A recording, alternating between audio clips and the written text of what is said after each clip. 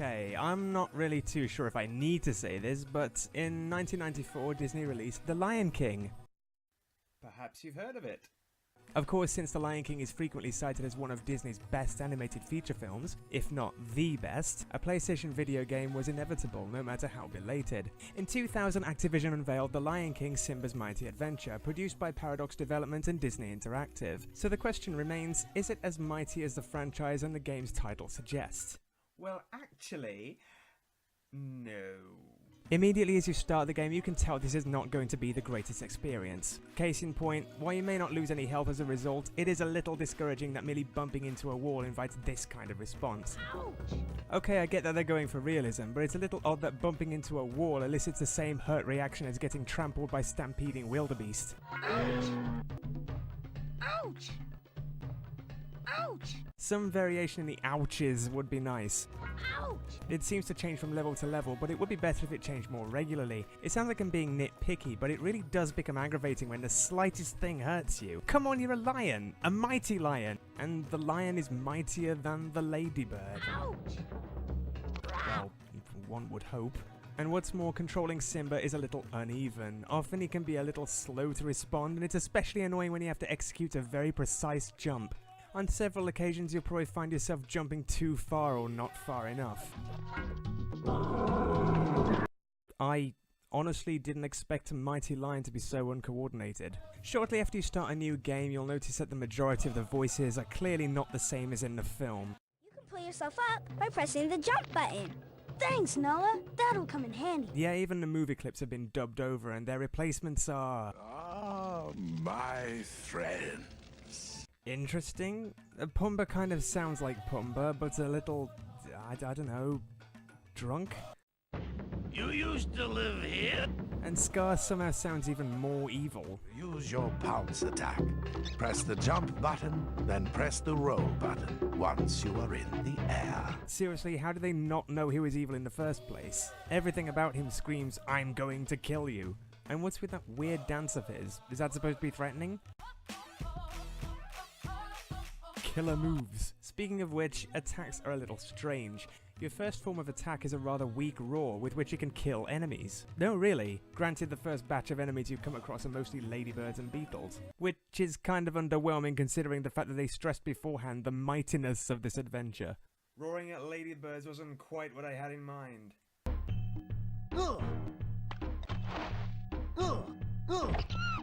Christ's sake, you're a lion! Do lion-y things. Things soon pick up though after Scar teaches you to roll with the roll button.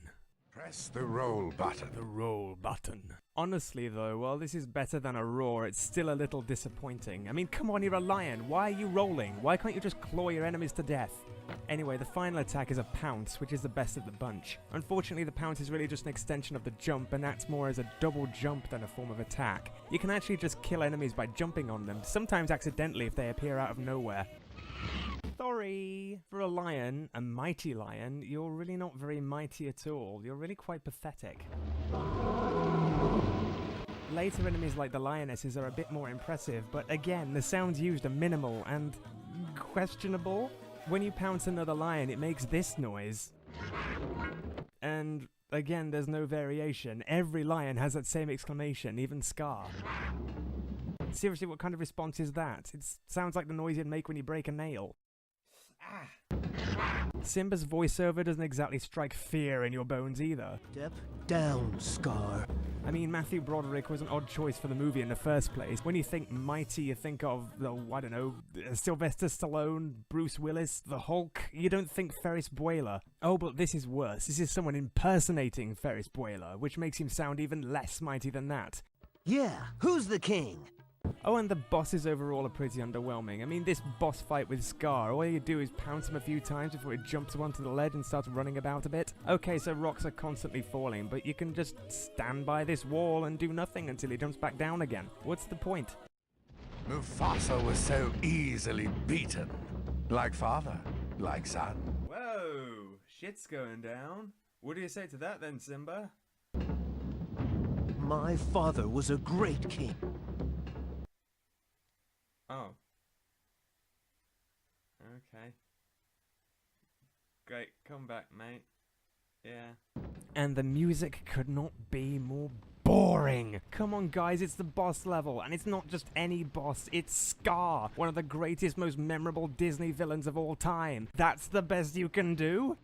Good try. Oh, and it was also a mistake to follow every boss with a movie clip, because it just makes the game appear even worse. That did not happen. Okay, do you know what? Can we just compare this for a second? Okay. This looks nothing like this.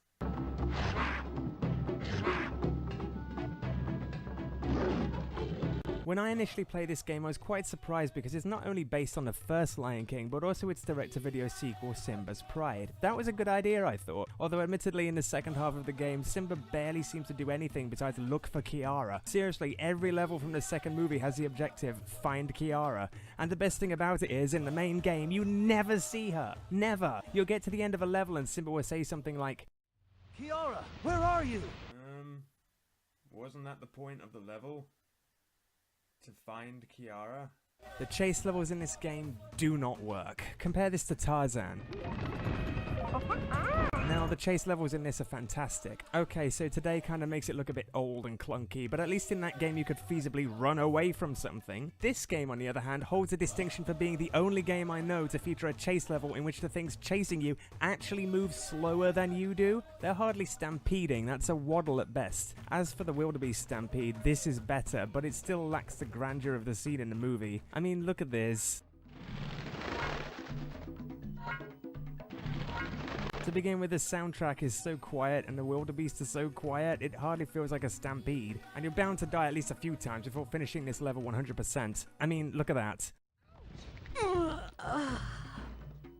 That was hardly fair. That rock came out of nowhere. And while we're on the subject of dying, repeatedly dying over and over again might be more bearable if the other characters didn't keep making these snide, sarcastic comments.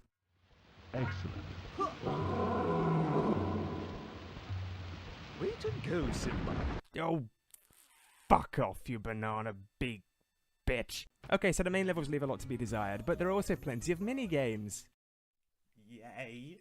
These range severely in funness. There's a tediously simple matching game featuring Kiara, the only time you actually see her in the entire game, and thank Christ to be honest, because she's annoying beyond belief. Timon! I sure am smart. Pretentious little Anyway, other games include bug catching, my least favourite, mostly because Timon keeps telling you to hurry up when nothing is actually happening. Oh, you need to be quicker than that. You need to be quicker than that. It's like 2 months got away. Game over. Why is everybody so friggin' rude in this game? There's also Meerkat Bash, in which you have to use Pumbaa to sit on Timon, for some reason. Sounds a bit kinky if you ask me. And my favourite of the bunch is martial arts, a scene taken directly from the first movie in which you control Rafiki the baboon and use simple button combinations to fight off the hungry hyenas. Unfortunately though, it's a little slow, and the hyenas don't exactly come thick and fast. You spend most of the time waiting for them to appear, and even when you wind up with a decent score, it doesn't amount to anything besides a well-played disclaimer superimposed over a dead baboon. There's a bit morbid in it. Congratulations! Here's a rotting monkey carcass. Enjoy! Most annoying level.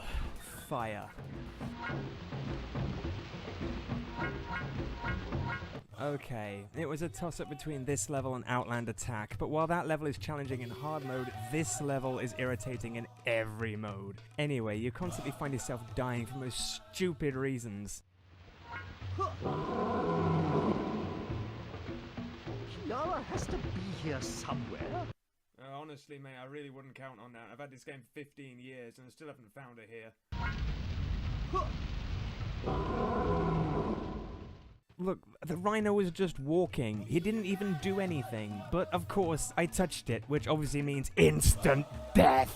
And Simba just seems to grab onto the cliff when he feels like it, which is not a good thing when there's fire all around you.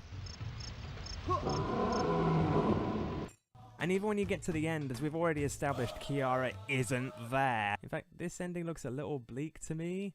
I mean, where would he go now? It kind of looks like you've sealed your own doom here. What was the point? The easiest boss. Shenzi, Banzai, and Ed.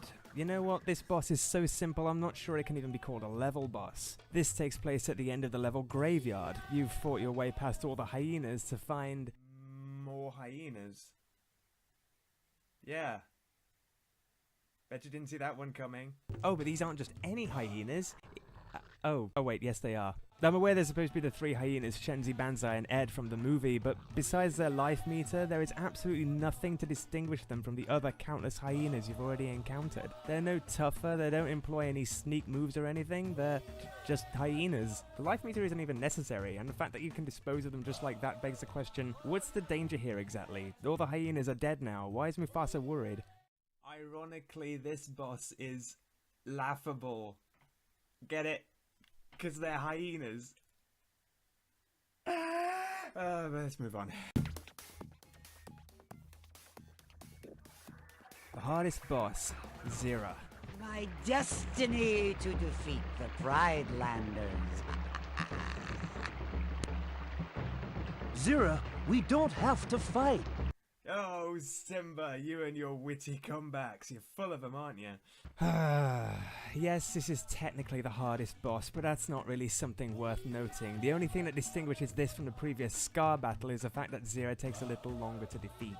Oh, and there are falling logs instead of rocks. Otherwise, it's pretty much identical, right down to my utilizing the oh-so-strategic stand by the wall and do fuck all technique. I'm not sure why Zira thought she could avenge Scar's death by doing exactly the same as what he did, you know, pounce a few times and run around a little, but surprise, surprise, it's not very effective.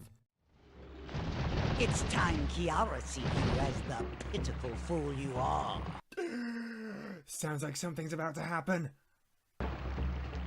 Zira, no!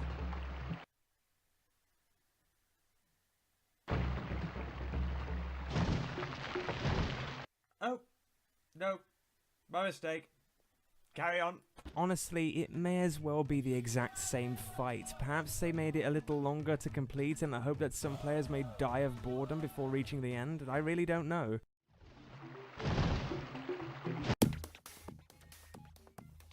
Most challenging puzzle. Okay, so I don't even know if this really counts, but it needed to be addressed anyway. Once you complete the game, you're rewarded with slide puzzles. Oh, joy! Always loved these. I'm not sure why they thought this was an ample reward. They're nothing but irritating, and somehow managed to be even more boring than the rest of the game, but they're kind of challenging, I suppose, so yeah.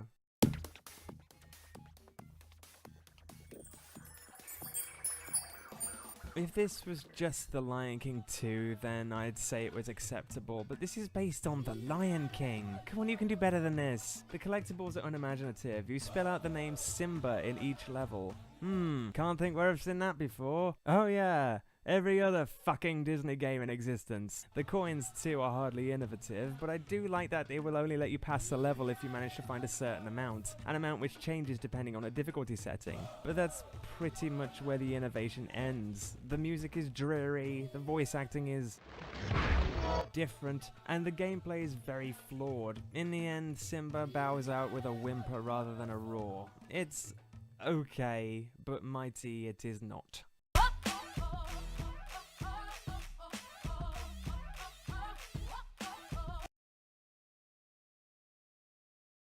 Whoa. Shit. Whoa. Shit. Okay. Whoa. Okay. Okay. Let's be serious.